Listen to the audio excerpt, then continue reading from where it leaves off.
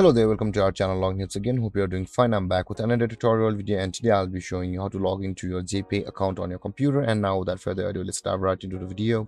But before that, don't forget to like, subscribe and hit that bell icon for more videos. Now to log into your Jpay account on your computer, first open up your preferred browser, as I have already opened the Google Chrome, and on the search bar click over there and type in jpay.com like this and hit enter.